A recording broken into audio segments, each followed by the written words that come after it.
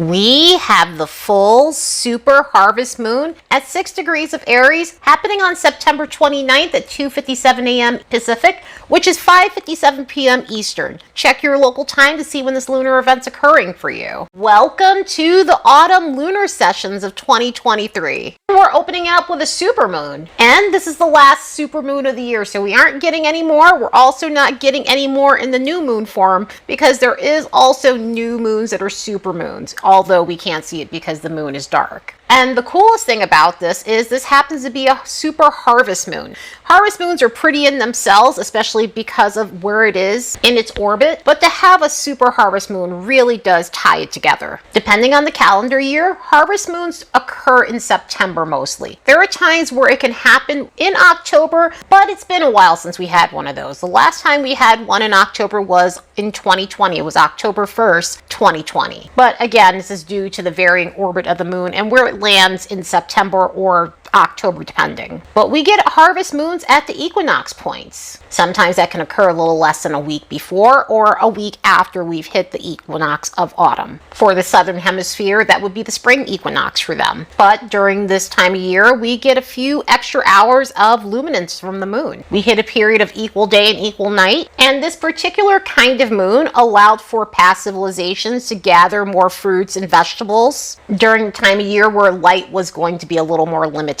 than it would be in the summertime. But hence the name harvest moon, because it allowed for people to gather their bounty of fruits and vegetables and reap the harvest. Another name for this lunation is called a corn moon, which basically has the same definition as what I described. Spiritually, this could be a time where you're reaping the efforts of the hard work that you put in. If you planted seeds and set intentions, this could be a period where you're finally reaping the rewards from your hard work and efforts. So whatever you started 6 months ago is finally coming to fruition. In terms of planetary energies during this moon, it has some kick to it. It is a moon in Aries. It is a full moon in Aries. The last bunch of moons in Aries we've had have been pretty karmic in a lot of ways and have had a lot of stuff going on. We had 2 moons in Aries back to back. We had one that was a regular new moon in Aries, but we also had a new moon eclipse in Aries. We had a solar eclipse in Aries at the very end of Aries. So there's a lot of karmic stuff going on within Aries energy and the Libra axis, also because the nodes are here, which is why we had that eclipse in late Aries. These lunar events are bringing in a particularly faded tone, but of course I will get to that portion once we get to the transits. The vibes on the graph are absolutely reflective of the energies. It is mixed bag energy. There's going to be a steady stream of mental energy, romantic energy lasting until about the 30th. Emotional sensitivity will also be present until about the 30th. Then we have some solitude energy happening from the 30th to the 1st. If you've been listening to me for a while, I like to check the few days going on surrounding the moon, so usually the new moon or full moon and the 2 days after, to see what some of the frequencies are. And some of these energies are a little bit harsh, and it has a lot to do with the transits. I mean, on one hand, there's definitely some adventure. It's a lot of fun energy that's going on. There's definitely a lot of flirtation, but there's a lot of contemplation. There's a lot of moments where we need space to ourselves and we need to ground our emotions. So we could feel like our moods are fluctuating around the time of this lunar event. But I guess it wouldn't be Aries energy if it didn't have a bit of kick to it. But now that we're at the peak of this cycle, think about what was going on with you regarding Aries energy, especially 6 months ago. Some of this can correlate to March 21st's new moon in Aries, and some of it may have to do with the eclipse that we had on April 19th. Now, although when we're dealing with the eclipse energy, we aren't dealing with anything to do with setting intentions or things like that. With the March 21st one, we were looking at where we need to set intentions in Aries energy. But also, some of that eclipse energy could come through now that we've hit that 6-month mark. Full moons are about looking at how far we've come in a cycle, what's working for us under this energy, what we're ready to take action on, what we're ready to launch, what needs to be tweaked, and the things that no longer serve us that we need to release from ourselves. And with this being Aries energy, how have you shifted focus onto yourself since March 21st of 2023? And again, some of the eclipse energy could have came through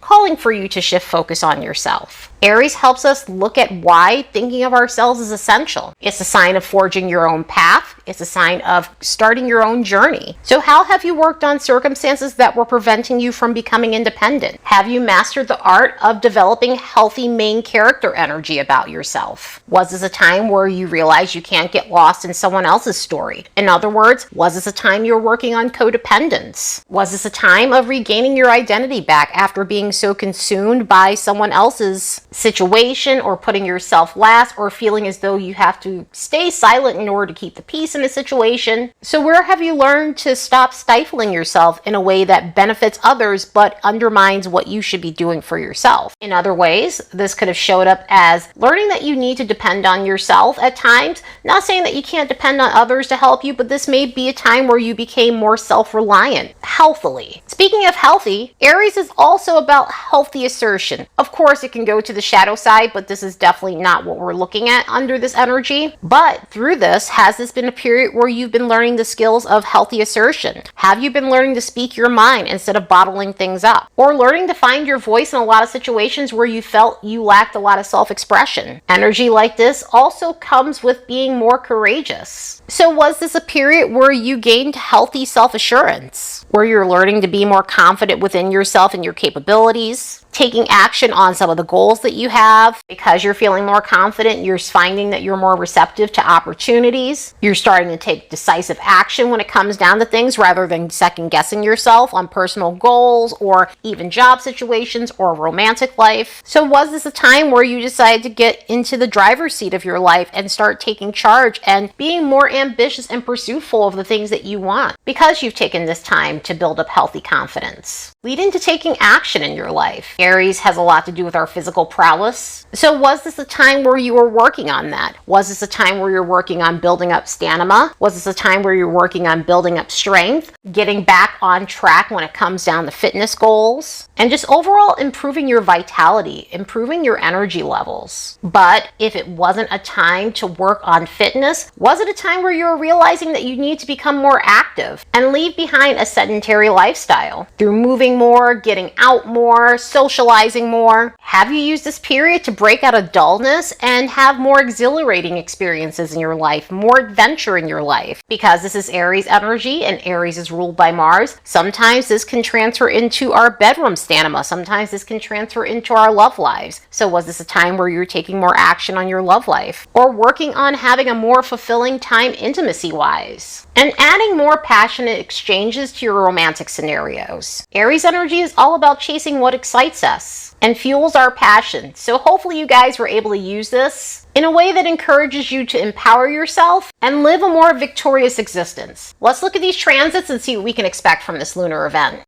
As a reminder, don't forget to like and subscribe because it helps this channel grow. And if you'd like to support the work of this channel, you could do so by buying me a fresh cup of coffee. There's a link in the description box below.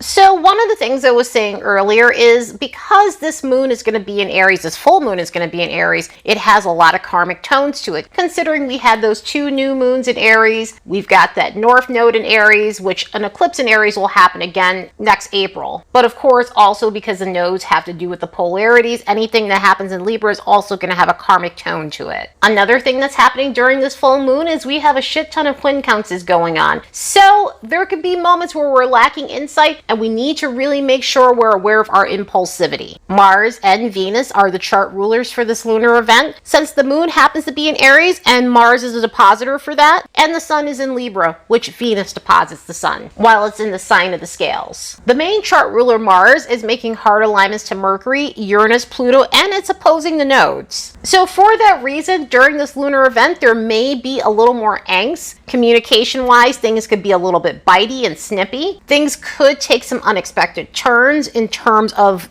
nothing going as planned, but also when it comes down to moods and temperaments. So that's something that we really want to be aware of. We could be being called to transform some old behaviors that aren't working for us, especially if it has to do with relationships, since that Mars is opposing the North Node in Libra. So there may be some toxic behaviors that we need to let go of when it comes down to some of our unions. So really try to be aware of impulsivity. If you can, be mindful of your temper under these energies and try to work through things the best way you can to understand behavior where you might lack a little bit of insight. Venus is making complex transits to Jupiter, Saturn, Uranus, and Neptune. Uranus is very active throughout this week. Uranus is getting 3 alignments, and they're not necessarily the most easiest alignments. We had one at the beginning of the week with Saturn, and then we've got this Venus-Uranus situation that's been going on since the whole summer due to the Venus retrograde, but also we've got that alignment with Mars. And I really have to say, Do the best you can to make sure you are not creating any upheaval in situations in your life. With the Venus stuff, this could have a lot to do with money. This could have a lot to do with relationships. Sometimes you have to take action and we don't have the luxury to plan things out, but I really always recommend having a good exit strategy instead of doing things erratically if you have the luxury to. Especially with it connecting to Jupiter and Neptune, there could be some foggy moments regarding those situations, and so we want to make sure that we have all the details before we're moving forward with something. The Saturn situation in itself could lead to restrictions if we act on something that we shouldn't impulsively. But Venus is trying the North Node and sextile the South Node, so this can give us an opportunity to see where we need to harmonize more things in our life and come from a more easy place, come from a more peaceful place. Luckily, Venus and Mars are in harmonious alignment with one another, so the chart rulers are really doing well in terms of supporting one another through this, so it may soften some of the blows with certain things. This could be helpful in terms of improving things relationship-wise, getting a renewed sense of passion in a relationship that needs it. Sometimes this could look like taking action when it comes down to our finances or professional aspirations, but overall taking constructive actions in those situations. With all the erratic energy we have going on, it's no surprise that the moon is making harder alignments along with the sun, since we have a full moon and both are participating parties in this,